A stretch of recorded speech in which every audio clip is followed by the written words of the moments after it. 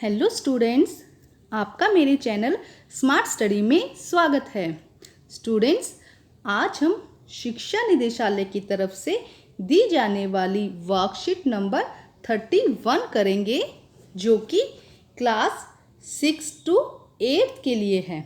Student, यहाँ पे आप अपना नाम लिखेंगे और यहाँ पे आप अपने टीचर का नाम लिखेंगे।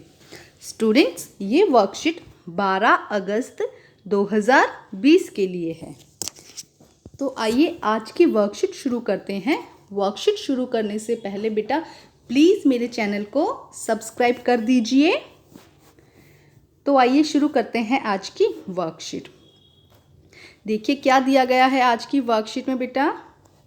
देखिए, हमारे देश में विभिन्न जाति, धर्म, नस्ल आदि के लोग साथ मिलकर रहते हैं ना। बिल्कुल, हमारे देश में क्या है, एक साथ में ही अलग अलग जाति के, अलग अलग धर्म के और अलग अलग नस्ल के लोग एक साथ मिलकर रहते हैं।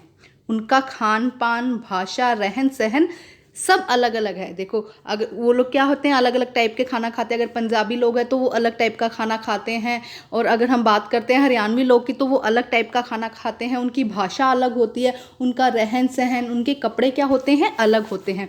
परंतु हम सब एक साथ मिलकर रहते हैं। हम भारत देश में क्या रहते हैं, सब एक साथ मिलकर रहते हैं। तो इसे क्या कहते हैं, विविधता। जब क्या है, अलग अलग तरह के लोग इकट्ठे एक साथ मिलकर रहें तो उसे हम क्या कहते हैं, विविधता। और हमारा भारत देश में क्या है, विविधता में एकता है। मतलब कि अलग अलग लोग मिलकर एक साथ इकट्ठे और प्यार से रहते हैं। इसे हम क्या कहते हैं, विविधता। तो अब आपने विविधता के बारे में समझ लिया। अब हम आगे देखते हैं कि आगे क्या दिया गया है। जब लोग पूर्वाग्रह या रूढ़िबद्धता धारणाओं के अनुसार, मतलब रूढ़िबद्धता मतलब जो पुरानी कही सुनी बातें हैं, जिसे पहले के ज़माने में लोग माना करते थे या सुना करते थे, उन्हीं सुनी सुनाई बातों के आधार पर व्यवहार करते हैं, उसे हम भेदभाव कहते हैं। जैसे कि पहले के ज़माने में क्या कर दिया था कि कुछ जातियों को ऊंचा दर्जा दे दिया था, कुछ जातियों को नीचे दर्जा दिया गया था। इसी तरह से कुछ अमीरों को, ज़मींदारों को बड़े कह दिया था कि ये अच्छे दर्जे के लोग हैं, और कुछ को कह दिया था कि ये कम दर्जे के लोग हैं या छोटे दर्जे के लोग हैं। तो ऐसा जब लोगों के साथ ऐसा व्यवहार किया जाता है तो उसे हम भेदभाव कहते हैं। जबकि हमें पता है हमारा जो संविधान है वो क्या कहता है कि किसी में भी भेदभाव नहीं करना चाहिए, किन्हीं भी व्यक्तियों के बीच में भेदभाव नहीं करना चाहिए। हमारा संविधान सबको समानता का अधिकार देता है, ठीक है। लेकिन क्या किया जाता था पहले के ज़माने में, या आज भी कई जगह ऐसा होता है, जो पूर्वाग्रह की बातें, मतलब पहले के ज़माने की जो बातें होती थी या सुनी सुनाई बातों के आधार पर लोगों के बीच में फ़र्क किया जाता है, उसे हम क्या कहते हैं, भेदभाव कहते हैं। तो ऐसा हमको बिल्कुल भी नहीं करना चाहिए। तो आइए देखते हैं आगे के क्वेश्चंस क्या हैं इस वर्कशीट्स के। तो प्लीज़ बच्चे मेरे चैनल को सब्सक्राइब कर दीजिए। देखिए पहला क्वेश्चन क्या है, भेदभाव दूर करने के कुछ उपाय लिखिए। तो आपको क्या लिखना है, भेदभाव दूर करने के उपाय। क्या हो सकते हैं भेदभाव दूर करने के उपाय बेटा।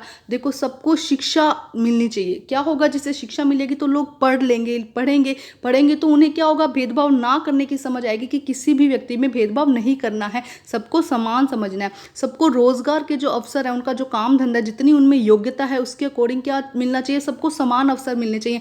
ऐसा नहीं होना चाहिए कि जो ज़्यादा क्या कहते हैं, जो ज़्यादा अमीर है उसको ज़्यादा नौकरियां मिले, जो गरीब है उसे नौकरी ना मिले। ऐसा नहीं होना चाहिए। सबको क्या मिलना चाहिए, समानता का अधिकार। शिक्षा में, रोजगार में, सब जगह क्या होना चाहिए, समान अधिकार होना चाहिए। सभी जाति धर्म के लोगों को बराबर समझना चाहिए, ठीक है। इसके अलावा और क्या होगा कि सभी के साथ प्यार से, और सबको स्वतंत्रता का अधिकार है, सबके साथ समानता का व्यवहार करना चाहिए।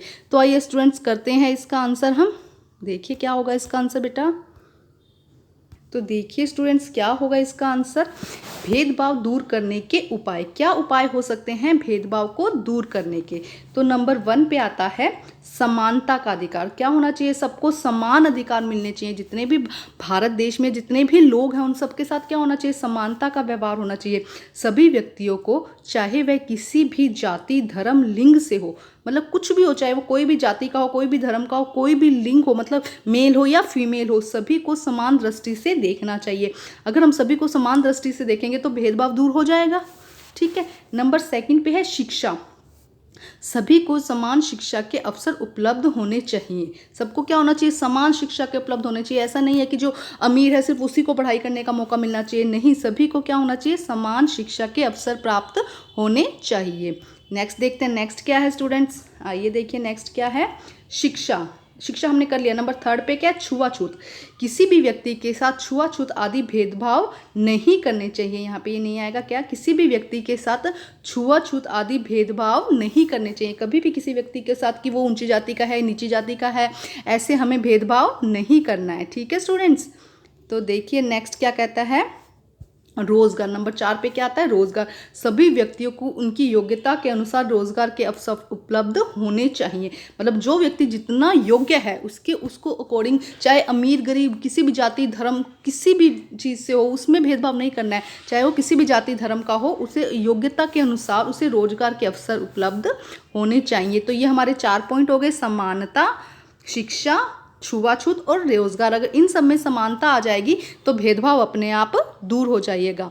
आइए हम नेक्स्ट क्वेश्चन करते हैं स्टूडेंट। क्या दिया है नेक्स्ट क्वेश्चन में, विविधता हमारे जीवन को किस प्रकार समृद्ध करती है, अपने जीवन में किसी एक उदाहरण के माध्यम से स्पष्ट कीजिए। देखिए विविधता, अभी मैंने बताया था कि हमारे देश में क्या है, अलग अलग तरह के लोग इकट्ठे रहते हैं, उससे हम क्या कहते हैं, विविधता कहते हैं।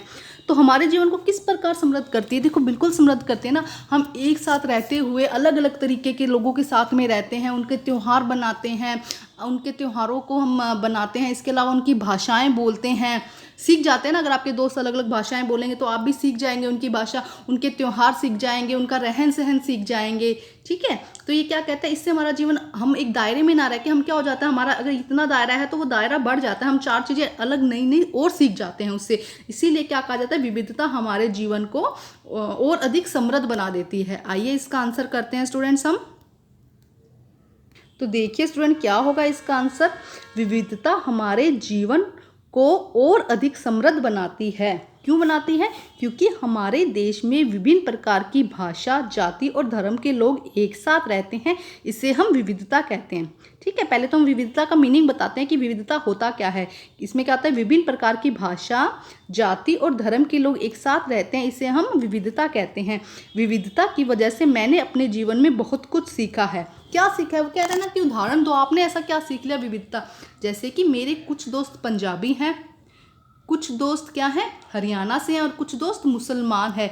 इनकी वजह से, अब देखो आपने क्या सीखा, आपके भी अगर और अलग दोस्त है तो आप वो भी लिख सकते हैं कि एक स्कूल में आप पढ़ते हैं या आपके घर के आसपास एक ही तरह के, कई तरह के भाषाओं वाले लोग रहते हैं, जैसे कि कुछ पंजाबी हो सकते हैं, हरियाणा हो सकता है, मुसलमान हो सकते हैं। तो आइए देखिए क्या कहता है, इसकी वजह से मैंने पंजाबी भाषा, हरियाणवी भाषा और उर्दू भाषा सीख ली, क्योंकि वो बोलते हैं तो उनके साथ रहने से आपने भी क्या किया, अलग अलग तरह की भाषाएं सीख ली। इसके अलावा आज हम क्या करते हैं, लोहड़ी का त्यौहार भी मनाते हैं, ईद भी मनाते हैं और दिवाली भी मनाते हैं। तो देखो बच्चा, एक ही परिवार में रह के भी अलग अलग तरह के त्योहारों को मनाना, अलग अलग भाषाएं बोलना, यही क्या है, ये विविधता के कारण ही तो है। विविधता के कारण ही तो ये चेंजेस आए हैं हम सब में। तो ठीक है स्टूडेंट्स, तो आज की जो वर्कशीट है वो कंप्लीट होती है। वर्कशीट कंप्लीट करके अपने टीचर से चेक कराइए और प्लीज़ मेरे चैनल को सब्सक्राइब कर दीजिए। Thank you students.